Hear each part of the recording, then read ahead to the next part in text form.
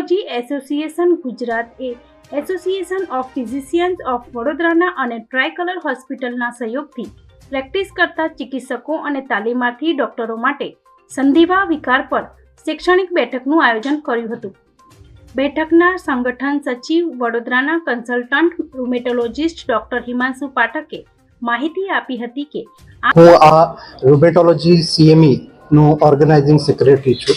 તો આ રૂમેટોલોજી CME રૂમેટોલોજી association ગુજરાતે એસોસિએશન ઓફ ફિઝિશિયન વડોદરા અને ટ્રાયકલર હોસ્પિટલના સાથે કમ્બાઇનમાં કરી છે.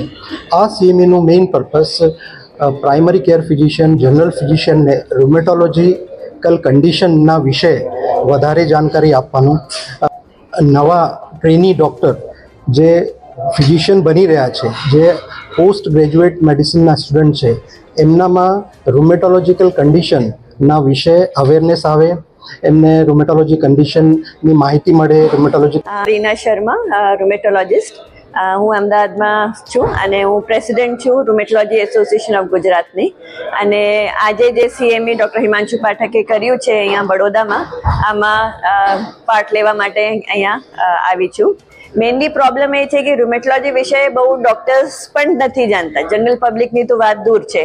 અને આ ટાઈપની કવરેજ કરતાં મે બી ડૉક્ટર્સમાં થોડું અવેરનેસ વધારે હોય, સ્ટુડન્ટ્સમાં અવેરનેસ વધારે હોય, અને આ પ્રેસ કવરેજ દ્વારા જો જનરલ પબ્લિકમાં પણ એની માહિતી મળે કે રૂમેટોલોજી વિષયની એક ફિલ્ડ છે જે સાંધાના વા અને જે કનેક્ટિવ ટિશ્યુ ડિસઓર્ડર્સ હોય, જે સોફ્ટ ટિશ્યુ રૂમેટિઝમ હોય, ઓસ્ટિયોપોરોસિસ હોય, આના વિષયના સ્પેશિયલિસ્ટ ડૉક્ટર્સ હોય છે.